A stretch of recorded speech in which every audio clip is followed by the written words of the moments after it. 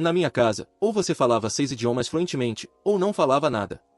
Quando eu tinha 8 anos e acidentalmente usei uma palavra em francês enquanto deveria estar falando espanhol, minha mãe me deu um tapa no rosto tão forte que eu caí da cadeira. Veja bem, nenhum dos meus pais falava nada além de inglês. Mas ambos eram completamente obcecados com a ideia de que pessoas multilingües eram superiores e que haviam arruinado suas próprias vidas por só conhecerem um idioma.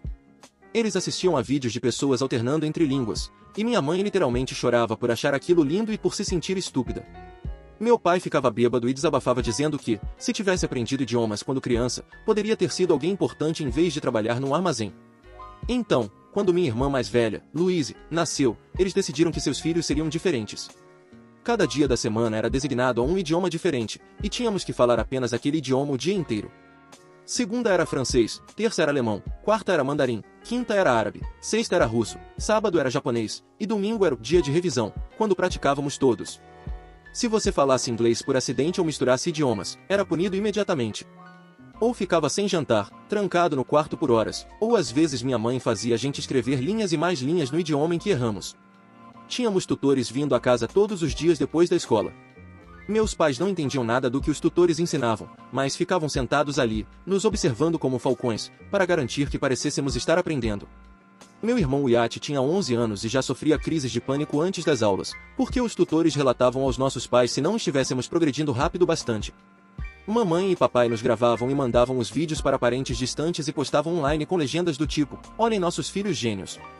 Se alguém elogiava nossas habilidades linguísticas, eles agiam como se tivessem realizado algo incrível pessoalmente, mesmo sem entender uma palavra do que estávamos dizendo. Quando fiz 13 anos, mamãe e papai me sentaram e disseram que eu tinha exatamente 2 anos para me tornar fluente nos 6 idiomas, ou me mandariam para um internato na Europa especializado em aprendizado intensivo de línguas. Eles me mostraram um panfleto, parecia uma prisão. Crianças de uniforme sentadas em salas silenciosas, sem ligações para casa e sem visitas durante o primeiro ano.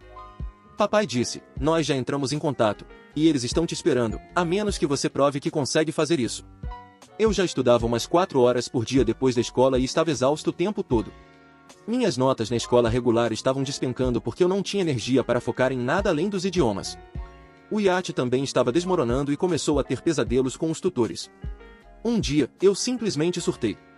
Durante minha aula de mandarim, comecei a inventar uma linguagem completamente sem sentido, que soava vagamente como mandarim, e disse ao tutor que vinha praticando com materiais avançados. O tutor pareceu confuso e pediu que eu repetisse. Continuei com o idioma falso, juntando sons que não significavam nada. Quando meus pais perguntaram como tinha sido a aula, o tutor disse que eu estava falando algo que ele não reconhecia. Eu disse a eles que era um dialeto regional que aprendi com vídeos online e que o tutor claramente não era instruído o suficiente para entender. Por umas 2 semanas, consegui enganar. Falava bobagens durante as aulas e dizia aos meus pais que os tutores não eram qualificados para me avaliar direito. O iate percebeu e começou a fazer o mesmo. Finalmente, tivemos um pouco de alívio. Então, mamãe e papai trouxeram especialistas, verdadeiros professores de linguística da universidade, fluentes nos 6 idiomas. Eles nos testaram por horas e descobriram imediatamente que estávamos fingindo. Quando os especialistas contaram aos meus pais que estávamos falando um amontoado de sons sem sentido, papai enlouqueceu. Ele pegou todos os nossos livros de idiomas e começou a jogá-los em nós, um por um. Mamãe gritava sobre como estava envergonhada e como os tínhamos feito parecer idiotas. Ficamos de castigo por 2 meses e nosso tempo de estudo foi dobrado. Agora tínhamos tutores de manhã, antes da escola, e à noite, depois da escola, e o fim de semana inteiro. Eu dormia talvez 3 horas por noite e comecei a cochilar nas aulas. Não aguentei mais. Fui até a orientadora da escola e mostrei os hematomas nos braços, de quando papai tinha jogado os livros em mim. Ela chamou o serviço de proteção à criança, e eles tiraram a mim e o iate de casa naquele mesmo dia. Ficamos com uma família adotiva por 2 meses, e foi a primeira vez na vida em que pude simplesmente falar inglês sempre que quisesse. Não precisei pensar em conjugar verbos ou lembrar tons. O iate voltou a dormir a noite toda, e eu comecei a gostar da escola novamente. Então, mamãe e papai apareceram no tribunal de família com o advogado deles e todos os 6 tutores. Os tutores testemunharam que estávamos, na verdade, fazendo bons progressos e que a educação multilingüe era benéfica para crianças. Eles trouxeram os professores de linguística, que disseram que, embora os métodos dos meus pais fossem rígidos, nós realmente estávamos aprendendo, e que nos remover daquele ambiente desperdiçaria anos de progresso. Louise testemunhou dizendo que era grata pela criação que teve e que eu e o iate estávamos apenas sendo preguiçosos. O juiz decidiu que teríamos que voltar para casa. Naquela noite, papai nos sentou à mesa da cozinha e disse: a partir de agora, não existe mais inglês nesta casa. Ou vocês falam os 6 idiomas, ou não falam nada. Eu fico ali parada, congelada. Minhas mãos pressionadas contra a mesa da cozinha para tentar impedir que tremam. Os olhos do papai se movem de mim para o iate e de volta para mim, esperando que um de nós cometa um erro, que diga algo em inglês, para ele provar o seu ponto. O iate olha para o colo, e eu consigo ver seu peito subindo e descendo rápido demais, como se estivesse tentando não chorar. O silêncio se estende tanto que meus ouvidos começam a zumbir. Finalmente, papai empurra a cadeira para trás e sai, e mamãe o segue sem nem olhar para nós. Eu seguro a mão de Wyatt embaixo da mesa e a aperto uma vez antes de soltar, porque até isso parece perigoso agora. Ficamos ali sentados por mais uns 10 minutos sem nos mexer, e então eu me levanto e vou para o meu quarto, onde o cronograma de idiomas já está colado na porta. Segunda, francês. Terça, alemão. Quarta, mandarim. Quinta, árabe. Sexta, russo. Sábado, japonês. Domingo, revisão. O mesmo cronograma que controla minha vida desde que eu era pequena. Exceto que agora não há mais saída. Troco de roupa, visto pijama e me deito, mesmo sendo apenas 8 da noite, porque não sei o que mais fazer. Através da parede, ouço o Wyatt se mexendo no quarto dele, e pressiono a palma da mão contra a parede, desejando poder dizer que vamos encontrar uma saída. Mas nem eu mesmo acredito nisso. Na manhã seguinte, mamãe nos acorda às 6 em vez de 7. E quando cambaleio até a cozinha, há novos cronogramas colados em todas as paredes, cozinha, sala, corredor, banheiro, até dentro da despensa. Onde quer que eu olhe, vejo aqueles 6 idiomas me encarando. Mamãe aponta para o cronograma de francês da segunda-feira e diz algo em francês que tenho quase certeza que significa estamos começando agora. Forço meu cérebro a mudar de idioma e respondo em francês que entendi, e ela acena com a cabeça e me entrega uma tigela de cereal. O Wyatt entra, com cara de quem ainda está dormindo, e mamãe rosna com ele em francês para acordar, ele se encolhe, mas responde em francês. Tomamos café da manhã em francês, nos arrumamos para a escola em francês. E, mesmo depois de todos esses anos, tudo parece diferente agora, mais pesado. Como se as palavras fossem pedras que eu tivesse de carregar. Na escola, finalmente posso falar inglês de novo. E é um alívio tão grande que quase choro na sala de aula. Mas, na terça-noite, estou tão cansada que mal consigo pensar. O tutor de alemão vai embora às 7, e ainda tenho 2 horas de dever de casa em alemão, encarando conjugações de verbos que começam a embaralhar na minha frente. Minha cabeça cai para frente, e eu dou um tranco e acordo. Depois acontece de novo. Na terceira vez, só acordo quando mamãe está me sacudindo forte o bastante para doer. Ela está gritando comigo em alemão, e tento me concentrar no que ela diz, mas meu cérebro parece um pântano. Ela me faz sentar à mesa e terminar cada exercício, ficando em pé ao meu lado o tempo todo para garantir que eu não adormeça novamente. Quando finalmente termino, já é quase meia-noite, e tenho que acordar em 6 horas. Me arrasto até a cama e apago na mesma hora. Quando o alarme toca, parece que não dormi nada. No dia seguinte, na escola, mal consigo manter os olhos abertos durante a aula de matemática, e a professora pergunta se estou bem, eu apenas aceno e tento me sentar mais ereta. Na quarta noite, espero até todos dormirem e vou escondida até a cozinha, onde nossas mochilas ficam penduradas perto da porta. Minhas mãos tremem enquanto rasgo um pedacinho de papel do caderno e escrevo em inglês. Vamos passar por isso juntos. Só de ver palavras em inglês que eu escolhi escrever, não porque alguém me obrigou, minha garganta se aperta. Dobro o papel menor que consigo e o coloco no bolso da frente da mochila de Wyatt, depois corro de volta para o meu quarto antes que alguém me veja. Na quinta de manhã, é o dia do árabe, e já estou exausta antes mesmo do café da manhã. Sentamos à mesa conjugando verbos em árabe em voz alta enquanto mamãe nos observa, e vejo a mão de Wyatt ir até o bolso da mochila. Ele puxa o papelzinho dobrado, e seus olhos se arregalam. Mamãe está olhando para o celular, então não percebe quando ele lê. Por um segundo, Wyatt me olha e me dá um aceno minúsculo, tão pequeno que quase não percebo. E então ele volta a recitar os verbos árabes como se nada tivesse acontecido. Mas aquela conexão, aquele instante em que nos reconhecemos em nossa língua de verdade, parece a única coisa real em todo esse pesadelo. Eu quero chorar e sorrir ao mesmo tempo, mas apenas continuo conjugando verbos em árabe e fingindo que tudo está normal. Na sexta tarde, na escola, estou indo até meu armário quando preciso parar e me apoiar na parede porque estou tonta de tanto cansaço. A senhora Sutherland, minha orientadora, vira o corredor e me vê ali. Ela se aproxima e pergunta se está tudo bem em casa, e eu quero contar tudo. Quero explicar sobre a regra de só falar idiomas, sobre os cronogramas nas paredes, sobre como durmo talvez 4 horas por noite e como mamãe me fez ficar acordada até meia-noite terminando o dever de casa. Mas tenho medo.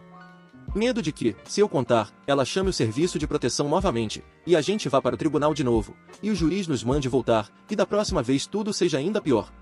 Então, só digo que tenho tido dificuldade para dormir, e ela me olha daquele jeito que mostra que sabe que não estou contando tudo. Ela pergunta se tenho certeza, e eu aceno dizendo que estou bem.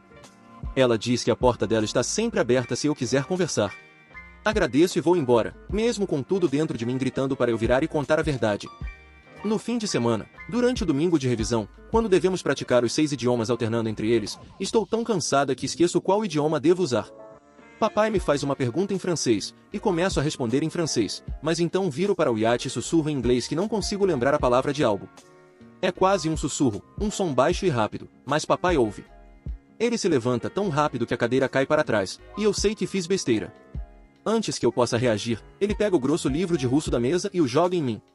O canto acerta meu ombro com força, e a dor irradia pelo braço. Caio de lado da cadeira e vou ao chão. A dor é tão aguda que tenho que morder o lábio com força para não chorar, porque sei que, se eu chorar, ele vai ficar ainda mais furioso. Papai está em pé sobre mim, gritando em inglês sobre como eu quebrei a regra. E a ironia de ele estar gritando em inglês por eu ter falado inglês seria engraçada, se eu não estivesse tão apavorada. Mamãe entra e começa a gritar também. O iate está encolhido na cadeira, apavorado. Levanto devagar, com o ombro latejando, e papai me manda ir para o quarto e não sair até a hora do jantar. Subo as escadas e me sento na cama, puxo a camisa para baixo e olho para o ombro. Já há uma mancha escura se formando onde o livro me atingiu. Eu fico encarando aquilo, e algo muda dentro de mim. Não posso continuar vivendo assim. Não sei ainda o que vou fazer. Mas sei que preciso fazer alguma coisa, ou vou quebrar de vez. Na segunda de manhã, volto ao modo francês, com o ombro ainda doendo sob a roupa. Na hora do almoço, em vez de ir para o refeitório, vou para a biblioteca e pego meu livro de ciências no armário. Abro e olho a parte de dentro da capa, onde há um bolsinho para papéis. Tiro uma folha do caderno e começo a escrever em inglês, e é como respirar depois de ficar debaixo d'água.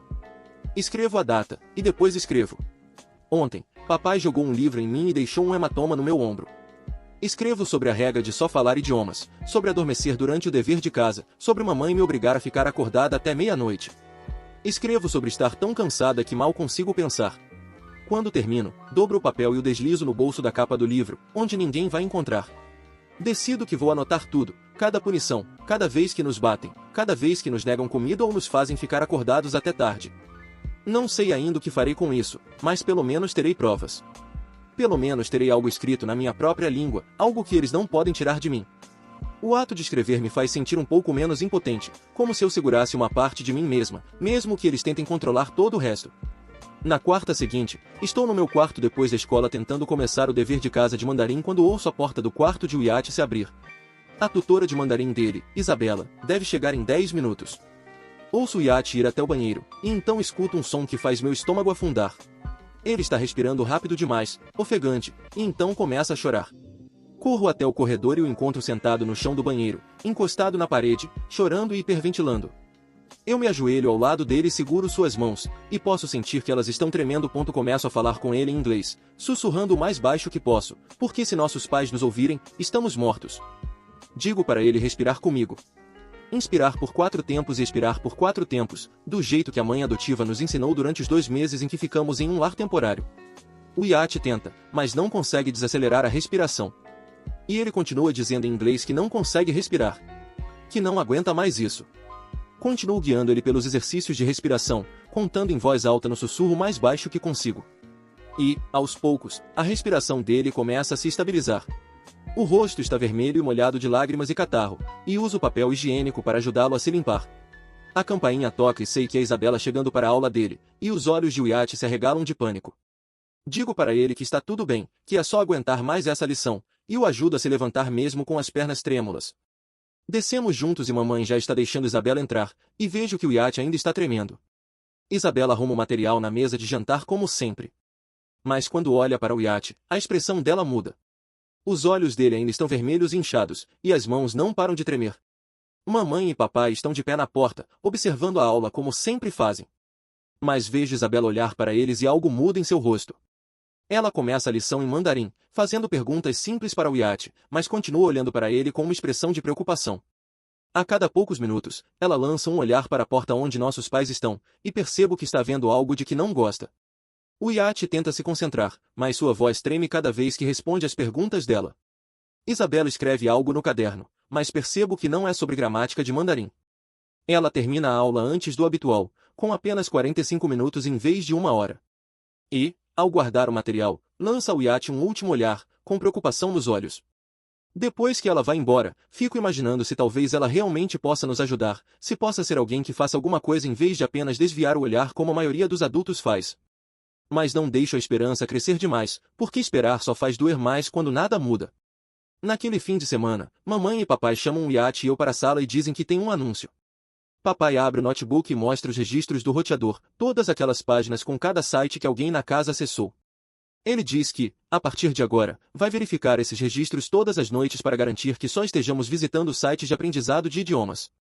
Mamãe diz que também vão checar nossos celulares e tablets todas as noites antes de dormir, para garantir que não estejamos perdendo tempo com nada que não ajude no aprendizado. Sinto as paredes da casa se fechando ao meu redor. Cada possível maneira de alcançar o mundo lá fora está sendo cortada. Sem e-mails secretos, sem pesquisar nada que pudesse nos ajudar. Sem conexão com ninguém que pudesse entender o que estamos passando. Naquela noite, deitada na cama, sinto o peito apertado, como se não conseguisse ar suficiente.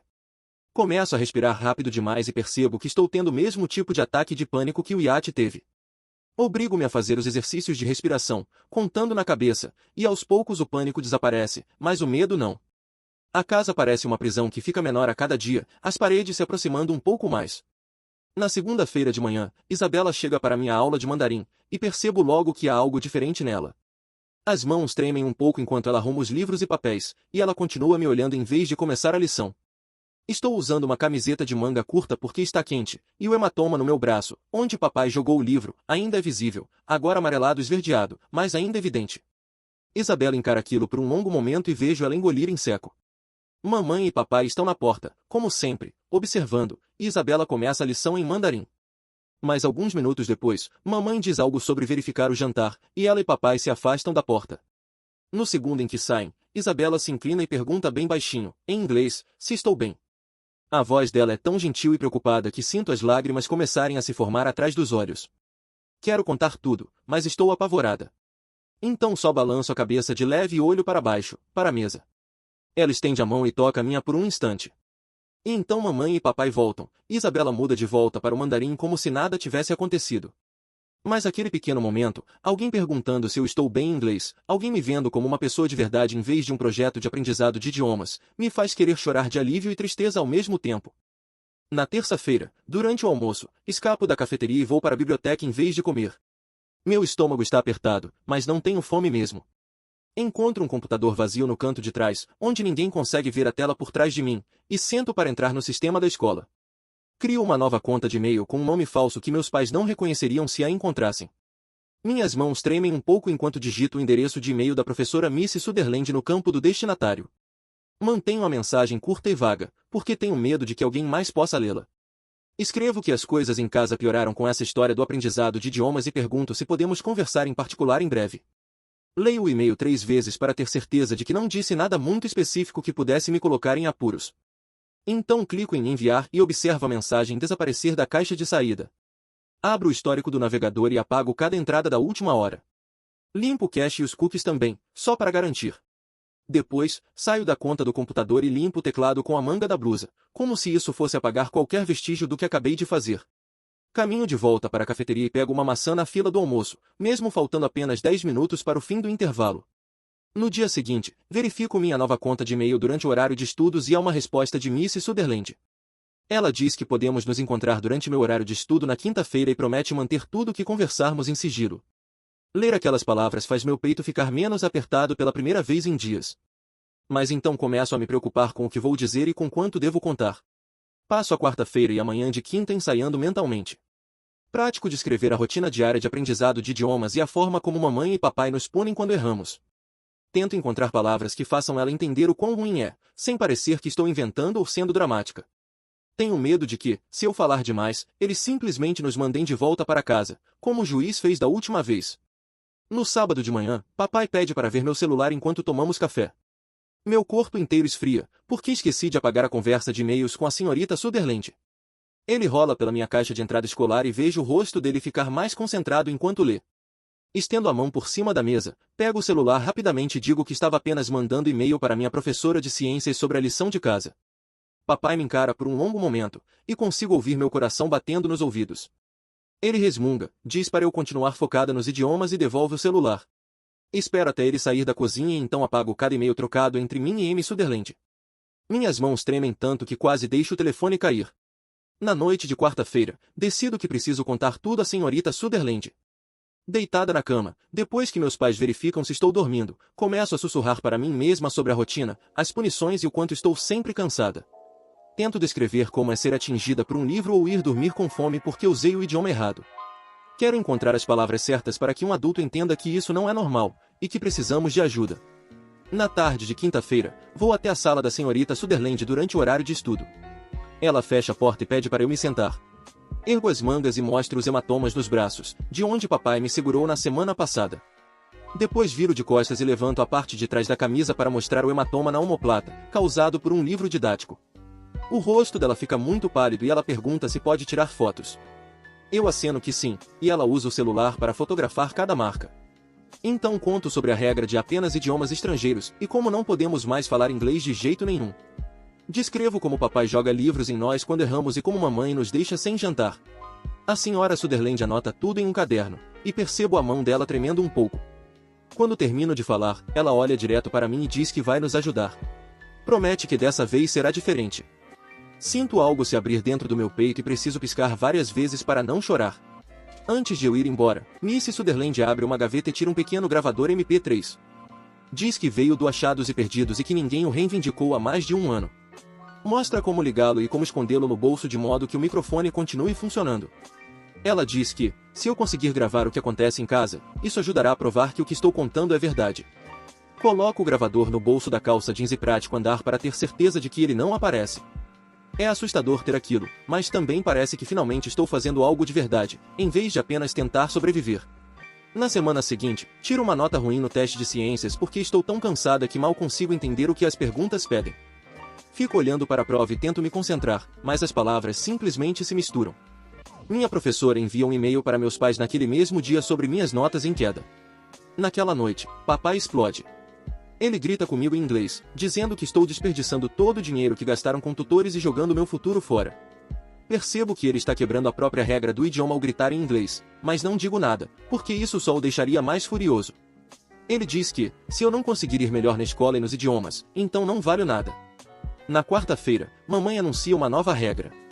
Entrega para mim e para o iate um par de fones de ouvido cada e diz que temos que usá-los o tempo todo, exceto durante as aulas particulares e enquanto estivermos dormindo. Ela carregou os fones com gravações de aulas de idiomas que tocam em um loop infinito. Coloco-os e imediatamente ouço a voz de uma mulher dizendo palavras de vocabulário em francês. A voz não para. Ela continua e continua, repetindo palavras e regras gramaticais. Tento fazer a lição de casa, mas o fluxo constante de francês nos meus ouvidos torna impossível pensar. Começo a me esconder no banheiro só para tirar os fones por 60 segundos e ouvir o silêncio. Na quinta-feira à tarde, estou fazendo a lição de casa na cozinha enquanto o iate tem sua aula de mandarim com Isabela na sala de jantar. Consigo ouvi-los pela porta. O iate está recitando algo em chinês, e de repente ele simplesmente para. Levanto os olhos e vejo ele olhando fixamente para a parede, com a boca ligeiramente aberta. Ele não pisca nem se move. Isabela se inclina para a frente e diz o nome dele, mas ele não responde. Ela parece muito preocupada e lança um olhar para o corredor, onde mamãe e papai estão de pé observando. Então ela pega a caneta e escreve algo no caderno, e eu sei que não é sobre gramática chinesa. Ela está escrevendo sobre o que acabou de ver. Na sexta-feira, papai está gritando conosco por causa dos boletins, e eu me lembro do gravador de MP3 no meu bolso. Coloco a mão e aperto o botão de gravação através do tecido. A voz de papai fica cada vez mais alta e mais cruel enquanto ele fala sobre nos mandar para aquele internato na Europa se não melhorarmos. Ele descreve como ficaremos lá por um ano inteiro, sem ligações para casa e sem visitas. A voz dele preenche a cozinha, e eu mantenho a mão perto do bolso para ter certeza de que o gravador ainda está funcionando. Quando ele finalmente para de gritar, espero até ficar sozinha e então desligo a gravação. No dia seguinte, na escola, vou até a biblioteca e entro em uma conta de armazenamento em nuvem que criei. Faço o upload do arquivo de áudio com as mãos tremendo. A barra de progresso avança lentamente pela tela, e fico olhando por cima do ombro para garantir que ninguém esteja vendo. Quando o upload termina, sinto que acabei de fazer algo que talvez realmente importe dessa vez. Na quarta-feira seguinte, mamãe e papai nos chamam para a sala de estar depois do jantar, e papai está com uma expressão estranhamente animada que faz meu estômago se revirar. Ele explica que arrumaram um fim de semana especial de imersão, em que um dos nossos tutores vai ficar em casa o tempo todo para garantir que falemos apenas os idiomas designados, até mesmo à noite. Mamãe acrescenta que vamos dormir em turnos para maximizar o tempo de aprendizado, e minha garganta se aperta, porque isso significa que não haverá nenhuma escapatória, nem mesmo quando todos estiverem dormindo. Olho para o iate e vejo toda a cor sumir do rosto dele, até ele parecer quase cinza, com as mãos tremendo no apoio do sofá. Papai continua falando sobre como isso vai realmente nos levar para o próximo nível, e mamãe concorda com a cabeça, como se esse fosse o plano mais sensato do mundo. Mas tudo em que consigo pensar é que nem a minha cama será mais um espaço seguro. Na manhã de sábado, o tutor chega com uma mochila e se instala na sala de jantar, de onde pode monitorar nossas áreas de estudo. As horas se misturam em meio a exercícios de vocabulário russo e práticas de gramática, e sinto meu cérebro ficando confuso de tanto cansaço. Por volta das 3 da tarde, ouço a voz de papai ficando mais alta na área do iate, e sei que meu irmão deve ter confundido alguma coisa. Papai está gritando porque o iate disse uma palavra em árabe quando o dia deveria ser de russo, e sua voz continua subindo até que ouço algo se quebrar. Então há uma batida na porta da frente, e tudo fica em silêncio. Espio por trás da parede e vejo o Sr. Park, nosso vizinho, parado na varanda com uma expressão preocupada. Papai abre a porta e o rosto dele muda completamente, como se alguém tivesse apertado um interruptor. De repente, ele está todo sorrisos, cheio de energia de vizinho amigável. O Sr. Park pergunta se está tudo bem, porque ouviu gritos, e papai dá uma risada falsa, dizendo que estamos apenas fazendo sessões intensivas de estudo. Eu sei como as crianças são. Elas precisam de uma orientação firme para alcançar seu potencial. Observo o rosto do Sr. Park, e ele parece incerto, lançando um olhar além do meu pai em direção ao corredor, onde estou parada. Mas então ele acena lentamente e diz algo sobre manter o barulho baixo. Papai agradece e fecha a porta, e minha breve e estúpida esperança de que alguém realmente faria alguma coisa morre ali mesmo dentro do meu peito. O resto do fim de semana se arrasta com o tutor observando cada um de nossos movimentos, e eu mal durmo durante meus períodos designados de descanso. Na segunda de manhã, de volta à escola, eu me sinto como um zumbi andando pelos corredores. Durante o almoço, me escondo no laboratório de informática e crio uma conta anônima em um fórum de apoio para adolescentes que encontrei na semana passada. Minhas mãos tremem enquanto digito um post descrevendo a rotina de idiomas, sem usar nomes reais ou detalhes que possam nos identificar. Escrevo sobre a pressão constante, as punições, e a sensação de nunca poder relaxar nem por um segundo. Só de colocar essas palavras para fora, para pessoas que talvez entendam, algo dentro do meu peito que estava apertado há semanas começa a afrouxar. Verifico novamente durante o período de estudos e já há 3 respostas, todas dizendo basicamente a mesma coisa, que isso não é normal. Que pais não devem tratar seus filhos assim. Que eu não estou louca por achar que algo está errado. Ler essas palavras de estranhos que não têm motivo algum para mentir me faz sentir como se alguém finalmente tivesse acendido uma luz em um quarto escuro. Na quarta-feira, a senhorita Sutherland me chama em sua sala durante o período livre. E quando chego lá, ela está sorrindo de um jeito que me faz pensar que talvez algo bom esteja acontecendo. Ela me conta que fez algumas ligações e conseguiu contato com uma advogada especializada em defesa de crianças que vivem em situações familiares difíceis. A advogada concordou em fazer uma consulta informal sobre o nosso caso, e a senhorita Sutherland já enviou para ela cópias das fotos e parte da documentação que eu vinha juntando. Ela explica que o fato de o caso anterior do Conselho Tutelar ter sido encerrado não significa que não possamos denunciar novamente, especialmente agora que temos novas provas de que os problemas continuam. A advogada acredita que talvez tenhamos um caso mais forte desta vez, com todas as evidências que coletei. E, de repente, eu tenho um plano de verdade, em vez de só juntar provas e esperar. A senhorita Sutherland me entrega as informações de contato da advogada anotadas num post-it. Eu dobro o papelzinho e o escondo dentro da capinha do meu celular. Na manhã de quinta-feira, acordo com uma leve febre, minha cabeça parece pesada e dolorida. Digo à mamãe que acho que estou ficando doente e peço para faltar à aula de árabe, mas ela apenas toca minha testa e diz que estou bem, que provavelmente é só cansaço por causa do fim de semana de imersão. O tutor chega às 4 horas, e eu me sento à mesa da cozinha tentando me concentrar nas conjugações enquanto minha cabeça lateja e minha garganta arde.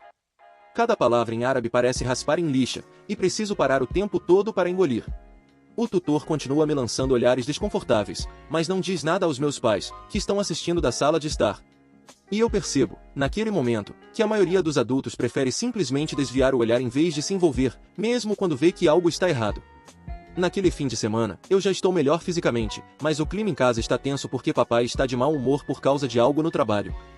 No sábado à tarde, durante minha lição de japonês, ouço ele começar a gritar com o Yacht na outra sala sobre a pronúncia russa dele de ontem.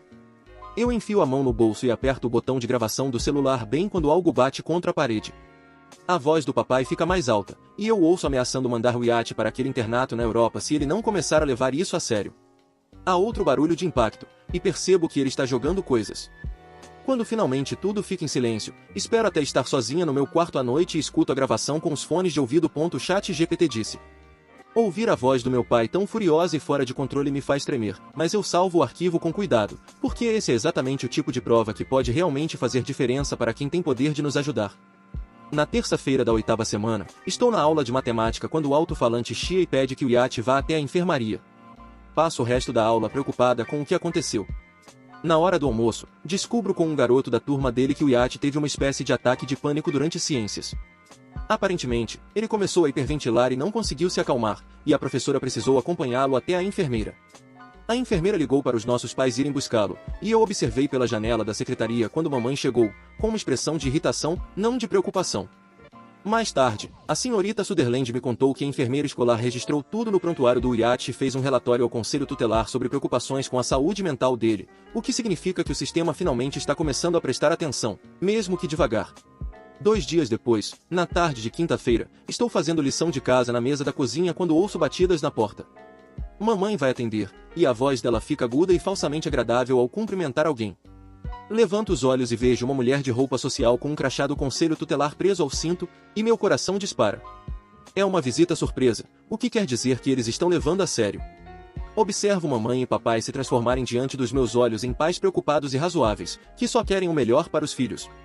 Eles convidam a assistente social a entrar e mostram nossos horários de estudo pendurados nas paredes, explicando sua filosofia sobre a importância da educação multilingue no mundo globalizado de hoje. Papai pega as credenciais dos tutores e mostra como se fossem provas do seu comprometimento com o nosso futuro. Mamãe fala sobre padrões acadêmicos altos e como às vezes as crianças precisam de estrutura e disciplina para alcançar todo o seu potencial. A assistente social faz anotações, faz algumas perguntas para nós, mas com nossos pais ali, não posso dizer nada de verdade. Assisto aquela encenação inteira sentindo um desespero silencioso, porque eles são bons demais nisso, em parecer pais normais, talvez um pouco exigentes, mas apenas por amor. Quando a assistente social vai embora dizendo que entrará em contato, espero até ficar sozinha e mando uma mensagem para a senhorita Sutherland com a frase código que combinamos. Escrevo que preciso discutir meu projeto de ciências. Isso significa que algo aconteceu e que ela deve pedir outra visita surpresa de verificação de bem-estar. É bom sentir que ainda tenho algum controle, mesmo que seja apenas um pequeno movimento dentro de um jogo muito maior, onde os adultos têm todo o poder real. Na segunda-feira seguinte, Isabela chega para minha aula de mandarim, e parece nervosa, mexendo nas anotações mais do que o normal. No meio da lição, quando mamãe sai para atender o telefone, Isabela faz algo corajoso. Ela rasga um pedacinho do caderno, escreve algo rapidamente e desliza o papel até mim, sussurrando em mandarim que, se eu precisar de ajuda, para entrar em contato com ela. Olho para baixo e vejo um número de telefone escrito com números pequenos e perfeitos. Fecho a mão em volta do papel e o escondo dentro do meu sapato, assentindo levemente para mostrar que entendi. Quando a aula termina e Isabela vai embora, sinto uma onda de gratidão, por ao menos um adulto estar disposto a se arriscar por nós, mesmo que de forma tão discreta e silenciosa que, com sorte, meus pais não percebam. Na manhã de quinta-feira, estou na cozinha fazendo lição de árabe quando o gravador de MP3 escorrega do bolso do meu moletom e cai no chão com um estalo de plástico. A cabeça do meu pai se ergue de repente de cima da xícara de café, e ele encara o pequeno aparelho preto entre nós.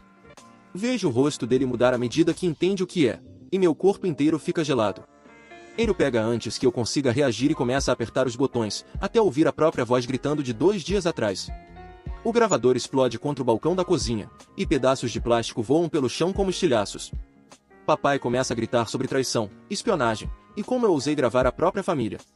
O rosto dele fica vermelho enquanto pega pedaços do dispositivo quebrado e os arremessa em mim.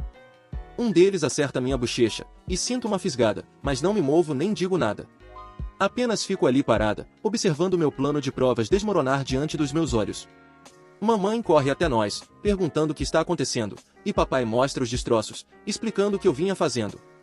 Ela começa a chorar sobre confiança, dizendo que eles nos deram tudo e é assim que retribuímos. Fico calada sobre os backups na nuvem e o Chromebook da escola, porque, se eles soubessem disso, tirariam tudo de mim. Deixo que acreditem que venceram, que destruíram minha única forma de registrar as provas. Papai me coloca de castigo por um mês e toma meu celular ali mesmo, vasculhando tudo para pagar qualquer coisa suspeita. Mas ele não encontra a conta na nuvem, porque eu usei um login diferente. Naquela noite, deitada na cama, penso em todas as gravações que ainda estão seguras online. Todas as provas que eles nem imaginam que existem. Na sexta-feira, mudo completamente de estratégia. Começo a usar o Chromebook da escola durante o horário de estudos para gravar conversas com o microfone embutido. O professor de tecnologia nos ensinou a usar o programa de gravação mês passado para um projeto, e agora estou colocando esse conhecimento em prática. Crio uma nova pasta com um nome inocente, tipo pesquisa de história, e salvo todos os áudios ali com data e hora. Todos os dias, antes de sair da escola, envio tudo para a nuvem. Assim, mesmo que tirem o Chromebook de mim, as provas continuam guardadas em algum lugar fora do alcance deles. Todo o sistema se torna uma tábua de salvação, a única maneira de provar o que acontece atrás das nossas portas, quando ninguém mais está olhando. Fico metódica com isso, mantenho uma planilha com o que gravei e quando, garantindo registrar tipos diferentes de incidentes para mostrar um padrão. No almoço, sento na biblioteca e organizo os arquivos, criando uma linha do tempo dos abusos que talvez alguém oficial finalmente acredite. A bibliotecária pergunta no que estou trabalhando, e respondo que é um projeto de história da família, o que não é exatamente mentira. Testo a qualidade do microfone e descubro como reduzir o ruído de fundo para que as vozes saiam mais nítidas. É como se eu estivesse montando um caso contra meus próprios pais, e esse pensamento me faz sentir culpa e poder ao mesmo tempo. Naquele fim de semana, mamãe e papai montam uma transmissão ao vivo para parentes distantes que querem ver o quanto progredimos com nossos idiomas. Eles posicionam uma câmera na sala e nos fazem sentar no sofá com roupas bonitas, enquanto primos, tias e tios entram na transmissão de diferentes fusos horários. Durante 2 horas, nós nos apresentamos, trocando entre francês, alemão e mandarim sob comando, respondendo perguntas sobre gramática e pronúncia. Eu vejo o número de espectadores subir, e mamãe e papai sorrirem, radiantes, como se tivessem criado algo extraordinário. Durante uma pausa, quando acham que a câmera está desligada, mamãe me puxa de lado e sibila em inglês que usei uma palavra em francês durante a parte em espanhol. A mão dela sobe rápido e acerta meu rosto antes que eu possa reagir. O som ecoa na sala silenciosa. Minha bochecha arde e eu luto para não chorar enquanto ela ajusta a câmera e chama todos de volta para mais demonstrações. O que eu não sabia até mais tarde é que uma das minhas amigas do fórum online estava assistindo a transmissão ao vivo, e capturou tudo. Ela tirou um print exato do momento em que a mão da mamãe está em movimento e meu rosto está distorcido de dor. Depois, outro mostrando a marca vermelha na minha bochecha. Ela me envia as imagens por mensagem privada, com uma nota dizendo que sente muito por isso estar acontecendo e perguntando se estou segura. A prova que eu nem planejava cai na minha caixa de entrada como um presente. Uma confirmação de que alguém fora da nossa casa testemunhou o que acontece aqui dentro. Na manhã de segunda-feira, antes da escola, o Yacht me encurrala no corredor e sussurra que está pensando em fugir. Os olhos dele estão vermelhos, como se tivesse chorado, e ele diz que não aguenta mais, que preferiria viver na rua do que passar mais um dia nesta casa. Eu o puxo para dentro do banheiro e tranco a porta, tentando fazê-lo ouvir razão enquanto mantenho a voz baixa. Lembro a ele que temos apenas 11 e 13 anos, sem dinheiro nem para onde ir, e que acabaríamos em situações muito piores do que as atuais.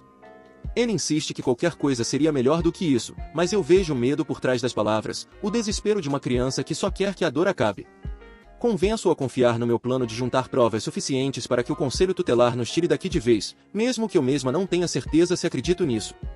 Mostro a ele algumas capturas de tela e conto sobre os áudios salvos na nuvem, sobre a advogada de defesa infantil que está analisando tudo. As mãos de Wyatt tremem enquanto ele olha para as imagens no meu celular, e percebo o peso que coloco sobre ele ao pedir que aguente mais um pouco.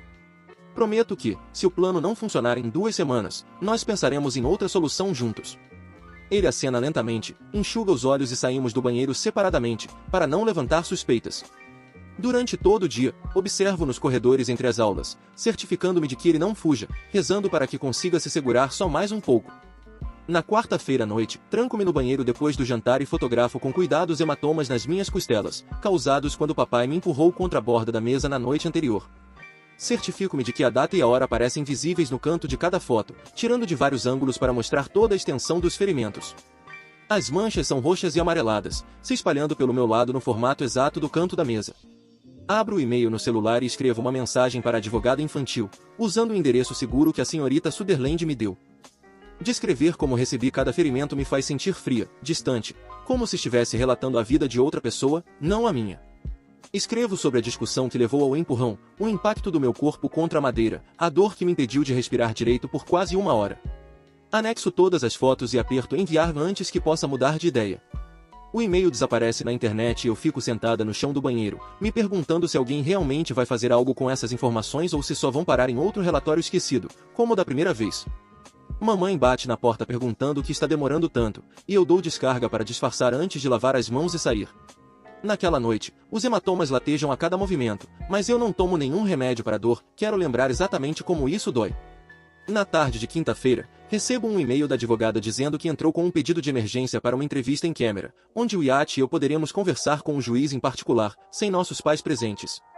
Ela explica que essa é nossa chance de contar a história diretamente à pessoa que decide sobre nossa guarda. Que o juiz vai nos fazer perguntas sobre o que vem acontecendo, e que precisamos ser completamente honestos. Sinto esperança e medo em igual medida, porque isso pode tanto nos salvar quanto tornar tudo ainda pior. Se não der certo ponto, se o juiz não acreditar em nós ou achar que estamos exagerando, voltaremos direto para casa, e nossos pais saberão que tentamos fugir de novo. Só de pensar na reação dele se falharmos, meu estômago dói. Encaminho o e-mail para o Iate com uma mensagem curta, dizendo para ele estar pronto para contar a verdade quando chegar a hora. Ele responde apenas com um emoji de joinha, mas eu sei que está tão assustado quanto eu. Naquela noite, não consigo dormir, repassando tudo o que quero dizer ao juiz, tentando encontrar palavras que façam um adulto entender o quanto nossa situação é desesperadora. Tudo muda na sexta-feira, quando mamãe e papai nos chamam para a sala antes do café da manhã e anunciam que vão nos tirar da escola para nos educar em casa. Papai explica que a escola pública está interferindo em nossa educação linguística e que decidiram que aprenderemos melhor em casa, com tutores em tempo integral. Mamãe acrescenta que, assim, poderão monitorar nosso progresso mais de perto e garantir que não estejamos perdendo tempo com matérias que não importam. Percebo imediatamente o que está acontecendo. De alguma forma, eles sabem que algo está rolando e estão tentando cortar nosso acesso a denunciantes obrigatórios, como a senhorita Sutherland. Sem a escola, não teremos como entrar em contato com ninguém de fora da casa. Nenhuma oportunidade para documentar o que acontece ou enviar provas para a advogada. Passamos o fim de semana inteiro presos dentro de casa, sem acesso ao celular e sem tempo de computador, exceto para as práticas de idioma supervisionadas. As paredes parecem se fechar ao nosso redor, e eu vejo o Iate se retraindo, quase não falando, nem mesmo nas refeições. Tento pegar o olhar dele para sinalizar que vamos achar uma saída, mas ele não me encara. Na noite de domingo, fico acordado pensando em como eles foram inteligentes em nos isolar completamente, percebendo o perigo e cortando tudo antes que pudéssemos escapar. O que eu não sei é que a senhorita Sutherland envia um novo relatório à assistência social na manhã de segunda-feira, citando a sincronia suspeita da nossa retirada repentina da escola. Ela documenta o padrão de nossos pais de nos tirar logo após o pedido de emergência ter sido protocolado, observando que isso parece ser retaliação e tentativa de impedir que tenhamos acesso à ajuda. Ela inclui cópias de todas as provas que enviei e solicita uma verificação de bem-estar imediata. Não tenho como saber que isso está acontecendo, já que estou preso em casa, sem contato com o mundo exterior. Mas depois, eu descobriria que ela se recusou a deixar nosso caso ser arquivado só porque desaparecemos do campus. Ela liga para a advogada, e as duas coordenam esforços, montando o caso mesmo sem nossa participação direta. A senhora Sutherland conta à assistente social sobre os hematomas que fotografou, as gravações de áudio, o padrão de abuso crescente e insiste que nossa retirada da escola é, por si só, evidência de perigo. O cronograma do ensino em casa é absolutamente esmagador, com tutores chegando às 8 da manhã e ficando até às 8 da noite. Mamãe ou papai supervisionam cada momento, sentando na sala durante as aulas e nos observando até nos intervalos. Eu nem consigo ir ao banheiro sem um deles ficar parado do lado de fora da porta, perguntando o que está demorando tanto se eu levo mais de 2 minutos. O Iate e eu só conseguimos nos comunicar com olhares desesperados através da mesa, tentando transmitir apoio e solidariedade sem palavras. O tutor de francês chega às 8, seguido pelo de alemão às 10, mandarim ao meio-dia, árabe às 14 horas, russo às 16 horas e japonês às 18 horas. Temos intervalos de 15 minutos entre as sessões para comer algo rápido e usar o banheiro. No fim de cada dia, meu cérebro parece pasta, incapaz de absorver mais vocabulário ou regras gramaticais. À noite, desabo na cama, exausto demais até para pensar em planos de fuga ou coleta de provas. A sensação de isolamento é completa e sufocante, cada hora é controlada, cada momento vigiado. Na madrugada de terça-feira, acordo às 2 horas e percebo que todos estão dormindo. Saio da cama o mais silenciosamente possível e desço as escadas, evitando os degraus que rangem, já decorei todos ao longo dos anos. Destranco a porta dos fundos e piso na grama do quintal, fria e úmida sob meus pés descalços. Pego o celular, que eu havia escondido dentro do travesseiro, e verifico os sinais de Wi-Fi. A rede do vizinho não tem senha, e consigo conectar imediatamente, as mãos tremendo enquanto abro o e-mail. Envio mensagens rápidas para a senhorita Sutherland e para a advogada, explicando que fomos retirados da escola e estamos sendo educados em casa sob supervisão constante.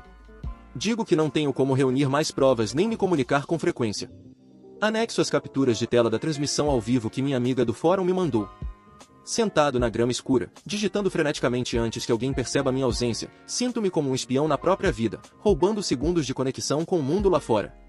Uma luz acende no andar de cima, e eu rapidamente desconecto, apago o histórico do navegador e volto para dentro.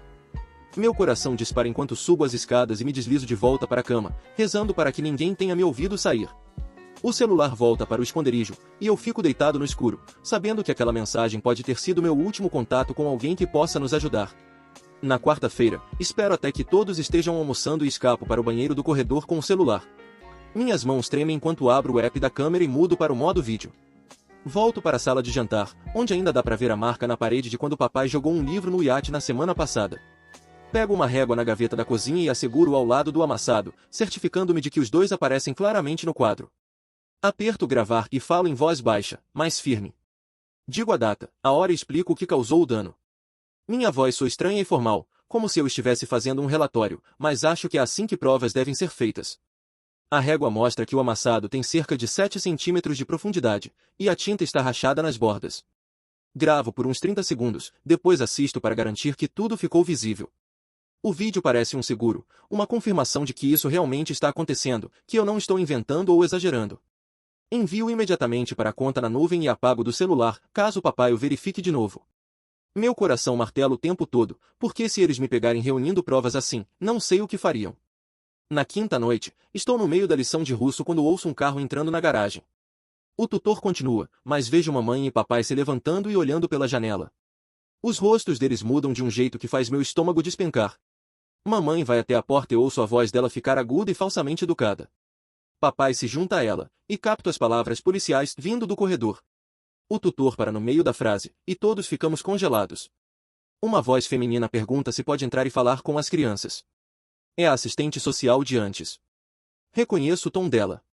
Mamãe diz, claro, estamos sempre dispostos a cooperar, mas as mãos estão cerradas em punhos ao lado do corpo. 2 policiais entram atrás da assistente social, e de repente, a energia da casa muda completamente. Papai tenta sorrir, mas não consegue esconder a raiva. O maxilar está travado, e a voz tem um tom cortante. A assistente social pede para falar comigo e com o iate separadamente, e nossos pais começam a protestar imediatamente. Dizem que estamos no meio de aulas importantes, que isso é uma interrupção, que não receberam aviso prévio. Mas a assistente social apenas olha para os policiais, e um deles dá um passo à frente. Papai fecha a boca na hora. O sorriso falso de mamãe fica ainda mais esticado. A assistente social diz que não vai demorar e pede que a sigamos até a cozinha. Sinto a dinâmica de poder mudando, como se, pela primeira vez, eles não pudessem simplesmente atuar para escapar. Durante a entrevista, ela senta de frente para nós à mesa da cozinha, enquanto um dos policiais fica de guarda na porta. Ela pergunta ao iate como ele está, e ele fica olhando para as próprias mãos por um bom tempo. Então começa a chorar. Não lágrimas silenciosas, soluços de verdade, que fazem o corpo todo tremer. Ele conta que acorda toda noite com pesadelos sobre os tutores. Fala das crises de pânico antes das aulas, quando não consegue respirar e sente que vai morrer. Admite que vive com medo, medo de errar, medo dos nossos pais, medo até dos próprios idiomas. A assistente social ouve sem interromper e faz anotações. Pergunta se ele já viu um médico por causa dos ataques de pânico, ele balança a cabeça. Pergunta se nossos pais sabem o quanto está ruim, e ele diz que eles só mandam ele se esforçar mais. Ver meu irmãozinho finalmente contar a verdade sobre o quanto está sofrendo me enche de orgulho e tristeza ao mesmo tempo. Ela fecha a pasta e diz que vai recomendar uma avaliação médica imediata, que um médico precisa avaliar a saúde mental dele, e que nossos pais terão que levá-lo em até 48 horas. O iate me olha com uma mistura de alívio e medo no rosto. Nossos pais são obrigados a nos levar ao pediatra na segunda-feira seguinte. Se o juiz não acreditar em nós, ou achar que estamos exagerando, voltaremos direto para casa, e nossos pais saberão que tentamos escapar de novo. Só de pensar na reação dele se falharmos, meu estômago dói. Encaminho o e-mail para o iate com uma mensagem curta, dizendo para ele estar pronto para dizer a verdade quando chegar a hora. Ele responde apenas com um emoji de joinha, mas eu sei que ele está tão assustado quanto eu. Aquela noite, não consigo dormir, repassando tudo o que quero dizer ao juiz, tentando encontrar palavras que façam um adulto entender o quão desesperadora é a nossa situação. Tudo muda na sexta-feira, quando mamãe e papai nos chamam para a sala antes do café da manhã e anunciam que vão nos tirar da escola para nos ensinar em casa. Papai explica que a escola pública está atrapalhando nossa educação linguística e que decidiram que aprenderemos melhor em casa com tutores em tempo integral. Mamãe acrescenta que, assim, poderão acompanhar nosso progresso mais de perto e garantir que não estamos desperdiçando tempo com matérias sem importância. Percebo imediatamente o que está acontecendo. De algum modo, eles sabem que algo está se passando e estão tentando cortar nosso acesso a pessoas obrigadas por lei a denunciar abusos, como a senhorita Sutherland. Sem a escola, não teremos como entrar em contato com ninguém fora de casa. Nenhuma oportunidade de documentar o que acontece ou enviar provas à advogada. Passamos o fim de semana inteiro trancados dentro de casa, sem acesso ao celular e sem tempo no computador, exceto durante as aulas supervisionadas de idiomas. As paredes parecem se fechar ao nosso redor, e eu observo o iate se retraindo cada vez mais, quase não falando, nem mesmo durante as refeições.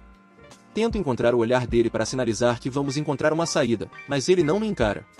Na noite de domingo, fico acordada pensando em como eles nos isolaram de forma tão perfeita, em como foram espertos por perceber o perigo e cortar tudo antes que pudéssemos escapar. O que eu não sei é que a senhorita Sutherland envia um novo relatório ao Conselho Tutelar na manhã de segunda-feira, citando o momento suspeito da nossa retirada repentina da escola. Ela registra o padrão de nossos pais nos tirarem da escola logo após o pedido de emergência ser protocolado, observando que isso parece uma retaliação e uma tentativa de impedir nosso acesso à ajuda. Inclui cópias de todas as provas que forneci e solicita uma vistoria imediata de bem-estar. Não tenho como saber que isso está acontecendo, porque estou presa em casa, sem contato com o mundo exterior. Mas mais tarde vou descobrir que ela se recusou a deixar nosso caso morrer só porque desaparecemos da escola. Ela liga para a advogada, e as duas coordenam seus esforços, montando o caso mesmo sem nossa participação direta. A senhora Sutherland conta à assistente social sobre os hematomas que fotografou, as gravações de áudio, o padrão de abuso crescente, e insiste que nossa retirada da escola é, por si só, uma prova de perigo. A rotina de estudos em casa é absolutamente esmagadora. Os tutores chegam às 8 da manhã e ficam até às 8 da noite. Mamãe ou papai supervisionam cada momento, sentando na sala durante as aulas e nos observando até nos intervalos. Nem posso ir ao banheiro sem que um deles fique do lado de fora da porta, perguntando que está demorando tanto se fico mais de 2 minutos lá dentro. O iate e eu só conseguimos nos comunicar com olhares desesperados através da mesa, tentando transmitir apoio e solidariedade sem palavras. O tutor de francês chega às 8, seguido pelo de alemão às 10, mandarim ao meio-dia, árabe às 14 horas, russo às 16 horas e japonês às 18 horas. Temos pausas de 15 minutos entre as sessões para comer algo rápido e ir ao banheiro.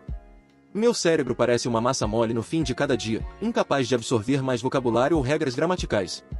À noite, desabo na cama, exausta demais até para pensar em planos de fuga ou coleta de provas.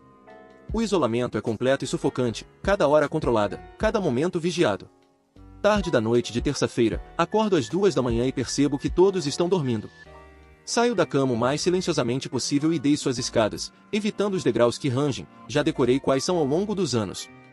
Destranco a porta dos fundos e piso no quintal, a grama está fria e úmida sob meus pés descalços. Tiro o celular, que eu havia escondido dentro da fronha, e procuro sinais de Wi-Fi. A rede do vizinho não tem senha, e eu me conecto imediatamente, com as mãos tremendo enquanto abro o e-mail.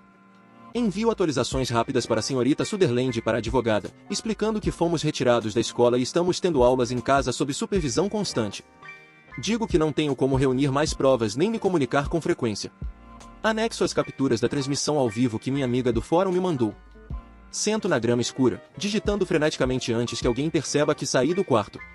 Sinto-me como uma espiã na própria vida, roubando momentos de conexão com o mundo lá fora. Uma luz acende no andar de cima, e eu rapidamente desconecto, apago o histórico do navegador e volto para dentro. Meu coração dispara enquanto subo as escadas e me deito de novo, rezando para que ninguém tenha ouvido.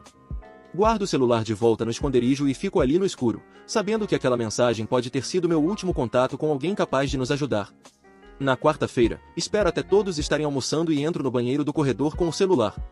Minhas mãos tremem enquanto abro o aplicativo da câmera e mudo para o modo vídeo.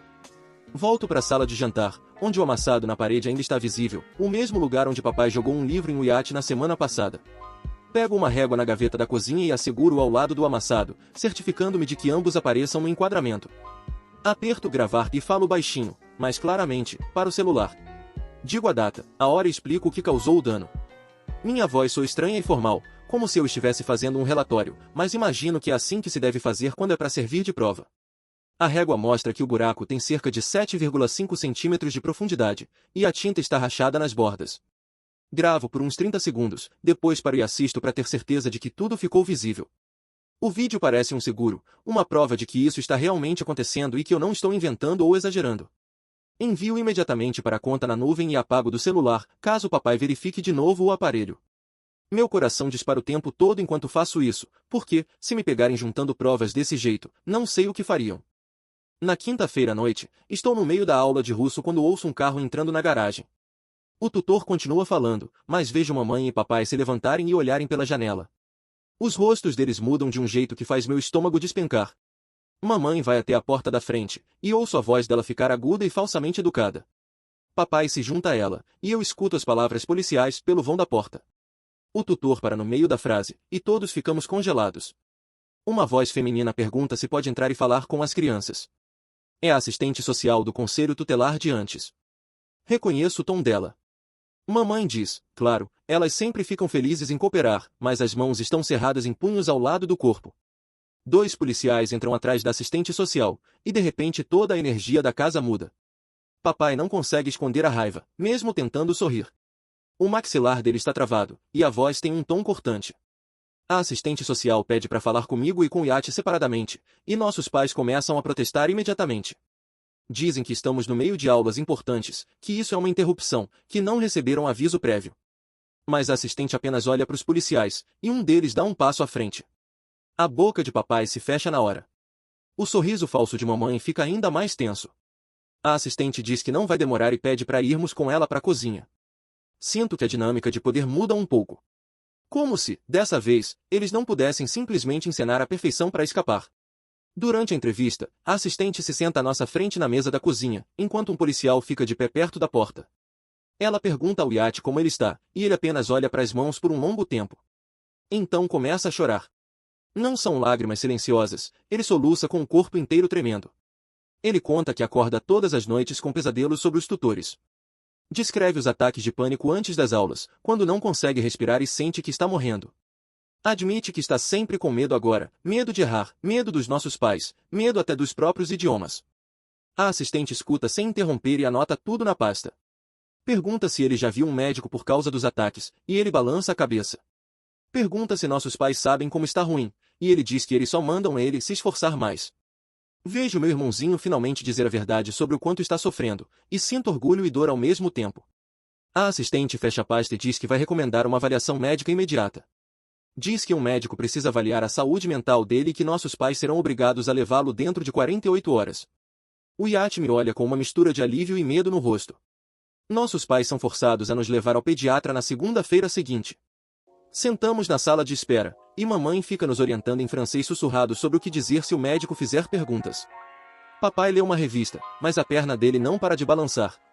Quando finalmente somos chamados, o médico examina o Yati primeiro enquanto espero do lado de fora com nossos pais. A consulta dura quase 1 hora. Quando ele sai, os olhos estão vermelhos, mas ele parece mais calmo. Depois é a minha vez, e a médica me faz perguntas sobre sono, apetite, níveis de estresse. Ela é gentil, mas profissional, anotando tudo no computador. Não acusa diretamente nossos pais de nada, mas registra tudo cuidadosamente. No final, diz para mamãe e papai que o Yati apresenta sintomas de ansiedade elevados, consistentes com estresse crônico. Recomenda terapia e, possivelmente, medicação, caso os sintomas persistam. Anota tudo no prontuário com a data de hoje. Não é o bastante para causar uma ação imediata, mas adiciona mais uma peça à pilha de provas do caso que estamos montando.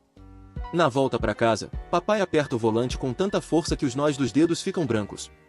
Na quarta-feira, a advogada consegue marcar uma entrevista forense no Centro de Defesa Infantil para a semana seguinte. A assistente social liga para nos avisar e explica o que vai acontecer. Alguém especialmente treinado vai conversar conosco sobre nossa vida em casa, em uma sala confortável com equipamentos de gravação.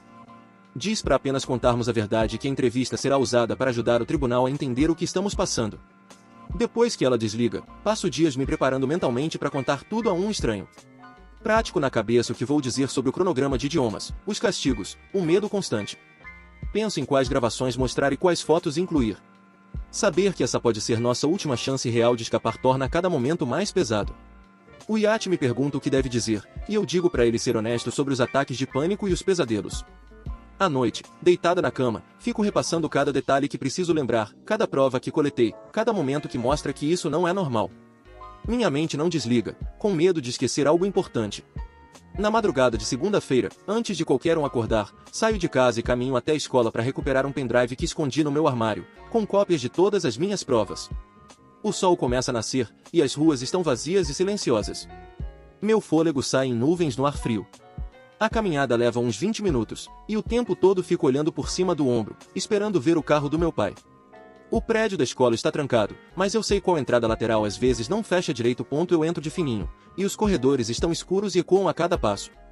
Minha combinação do armário leva 3 tentativas porque minhas mãos estão tremendo. O pendrive está exatamente onde deixei, colado na parte de trás, atrás dos livros. Eu o pego e o enfio fundo no bolso. Conseguir isso parece uma pequena vitória. Como se eu tivesse conseguido enganá-los, pelo menos dessa vez. Papai confiscou minhas mochilas e aparelhos, mas ele não sabe sobre esse backup. No caminho de volta para casa, eu pego uma rota diferente, só por precaução. Corto por quintais e ruas laterais.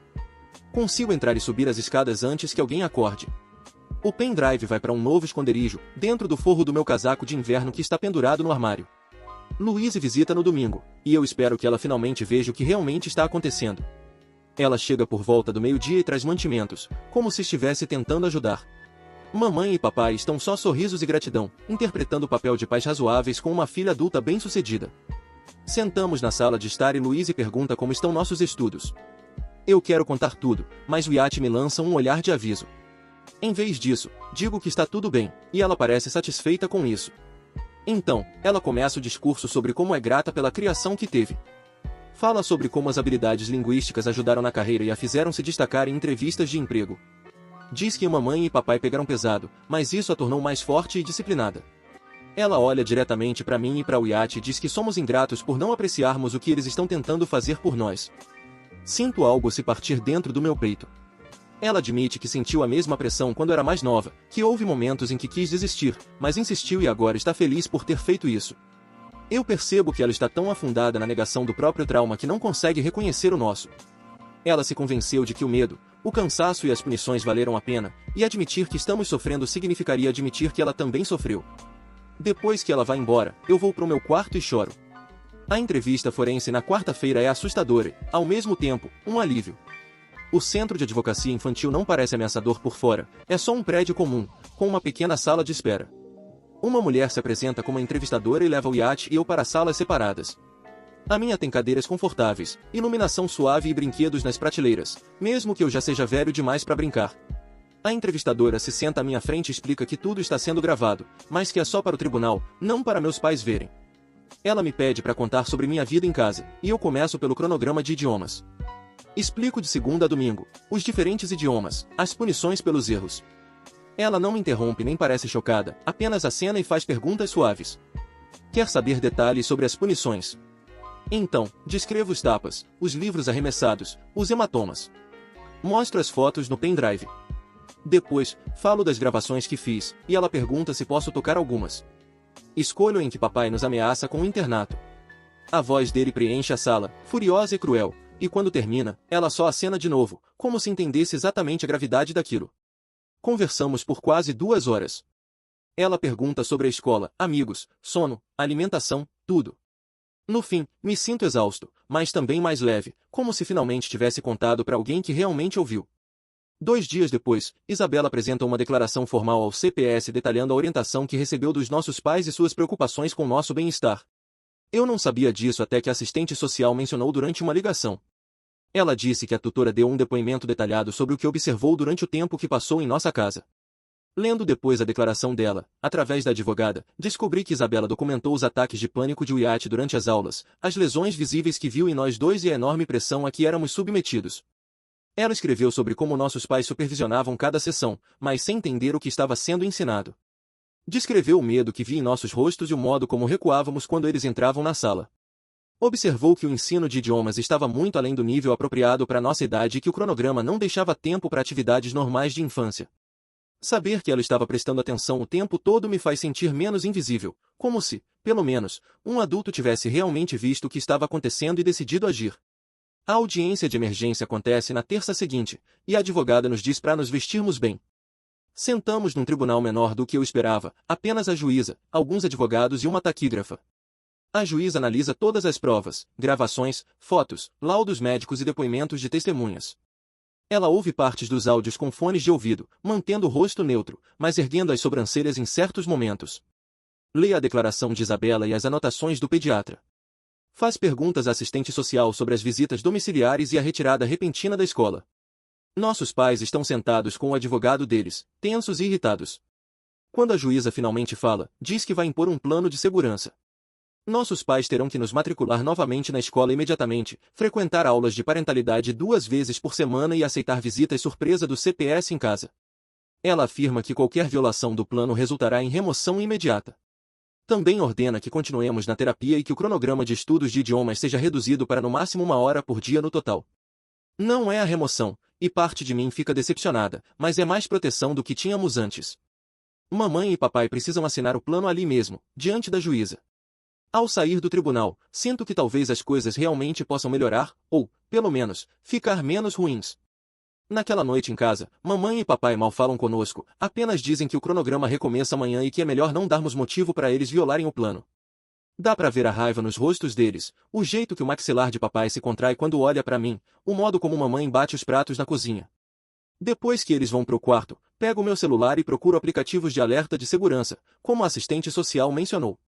Encontro um que se conecta direto à central da polícia local e permite acionar uma resposta de emergência com apenas 2 toques. Configurar o aplicativo leva talvez uns 10 minutos, mas minhas mãos tremem o tempo todo, porque isso parece algo enorme. O app agora fica na tela inicial do meu celular. Um pequeno botão vermelho que significa que eu tenho um poder que nunca tive antes. Posso pedir ajuda instantaneamente se o pai jogar algo ou se a mãe nos trancar nos quartos. Esse pensamento faz meu peito ficar menos apertado, como se eu finalmente conseguisse respirar direito pela primeira vez desde que voltamos do abrigo. O iate pergunta o que estou fazendo, e eu mostro o app, explicando como funciona. Os olhos dele se arregalam, e ele acena devagar, e dá pra ver que ele sente o mesmo alívio que eu. Não estamos mais completamente indefesos. O plano de segurança que o juiz determinou significa que nossos pais têm que tomar cuidado agora, e esse app significa que podemos provar se eles não o fizerem. A papelada do tribunal inclui um encaminhamento para uma terapeuta de trauma, e na quarta-feira já estou sentada no consultório dela para a primeira sessão. A terapeuta deve ter uns 40 anos, usa óculos e tem uma voz calma. E o consultório dela tem uma luz suave e cadeiras confortáveis que não parecem de consultório médico. Ela pede para eu contar o que vem acontecendo, e eu dou a versão curta sobre os idiomas, as punições, a remoção e o retorno para casa. Ela ouve sem interromper, e quando termino, explica que o que estou sentindo é uma resposta normal ao estresse e ao medo contínuos. Ela me ensina um exercício de ancoragem, em que você nomeia 5 coisas que pode ver, 4 que pode tocar, 3 que pode ouvir, 2 que pode sentir ou cheirar e 1 que pode saborear. A gente pratica juntas, e no final, me sinto mais presente no meu corpo, em vez de flutuando acima dele. Ela diz que meu coração acelerado, a dificuldade para dormir e a ansiedade constante não são sinais de que estou quebrada ou fraca. São o meu corpo tentando me proteger de um perigo que é real. Ouvir isso ajuda de algum jeito, como se talvez eu não estivesse tão ferrada quanto pensei. Talvez, se eu me afastar do perigo, meu corpo acalme por conta própria, eventualmente.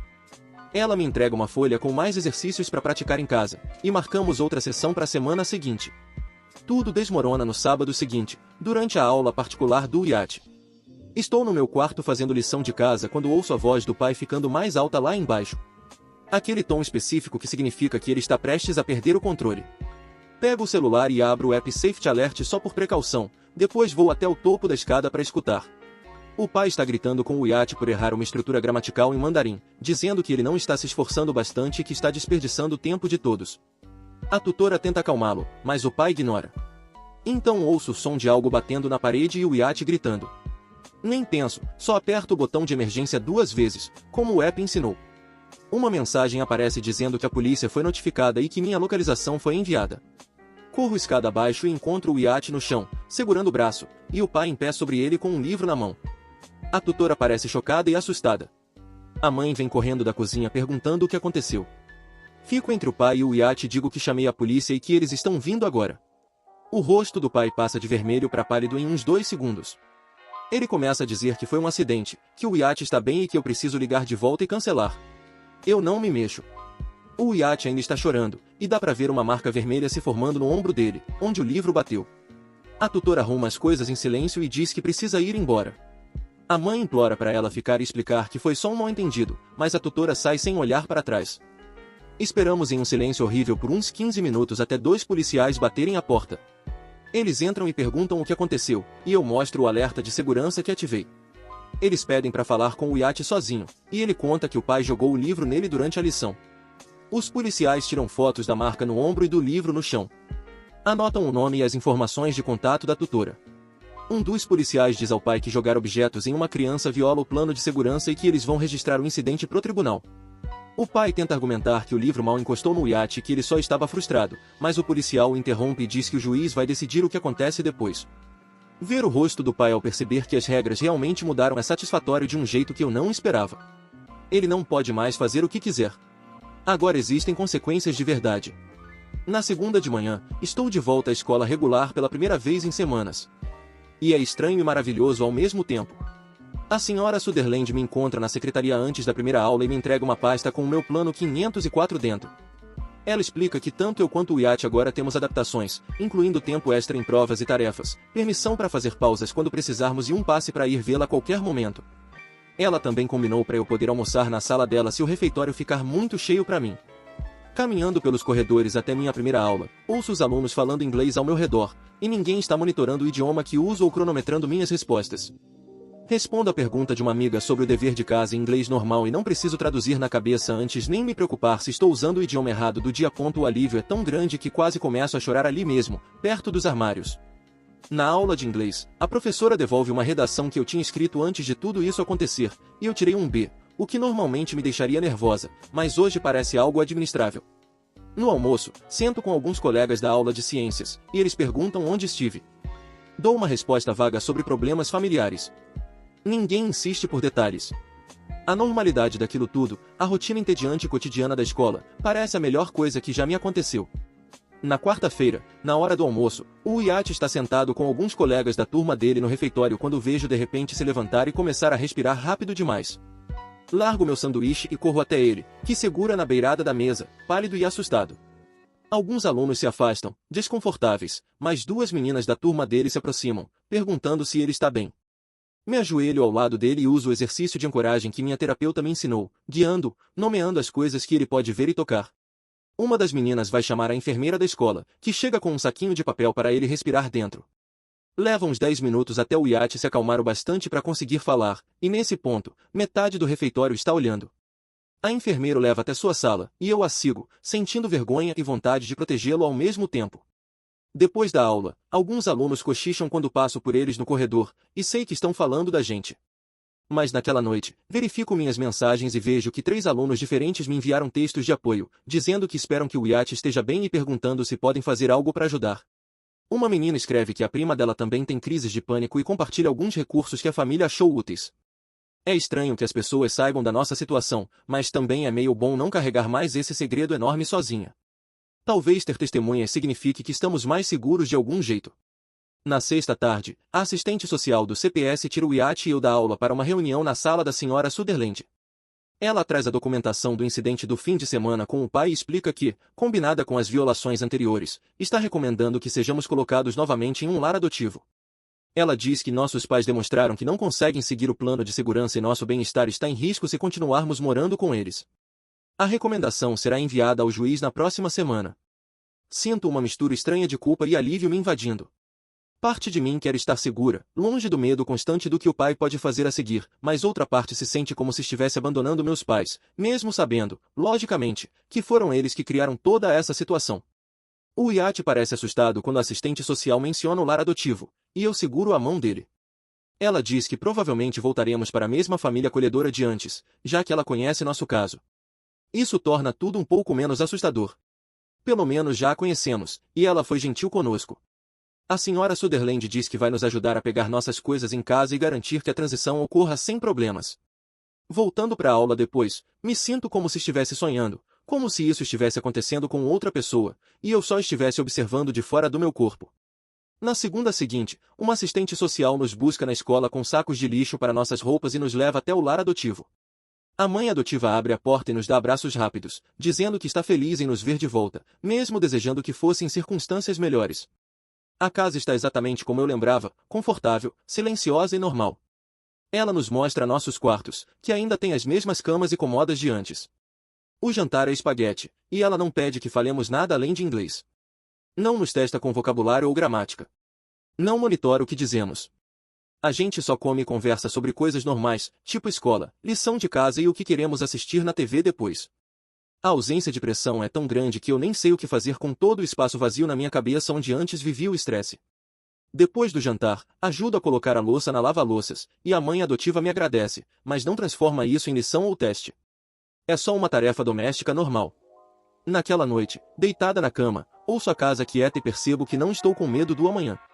Ninguém vai entrar gritando sobre idiomas, ou jogar coisas, ou me trancar neste quarto. Eu só vou acordar, ir para a escola, voltar para cá, fazer lição e dormir. A simplicidade disso parece boa demais para ser verdade. 2 semanas depois, voltamos ao Tribunal da Família e a juíza revisa toda a documentação recente, o incidente do fim de semana, a declaração da tutora e o relatório da polícia. Ela estende nossa estadia no lar adotivo por pelo menos 6 meses e ordena que nossos pais façam cursos de criação de filhos e controle da raiva antes mesmo de poderem ter visitas supervisionadas conosco. A juíza diz, com uma voz firme, que o plano de segurança foi a oportunidade deles de provar que podiam ser pais adequados, e eles falharam nesse teste. A mãe chora no tribunal, e o pai fica lá, com expressão de raiva e derrota. A Louise também está lá, e me encara como se tudo fosse culpa minha. Mas eu não desvio o olhar. A decisão da juíza parece alguém em posição de autoridade finalmente validando que o que aconteceu conosco foi real e errado. Não éramos apenas crianças difíceis que não valorizavam os esforços dos pais. Ao sair do tribunal, sinto-me mais leve, como se um peso que carreguei por anos tivesse finalmente sido tirado dos meus ombros. A assistente social diz que teremos acompanhamentos mensais e continuaremos a terapia. Mas, por enquanto, estamos seguros onde estamos.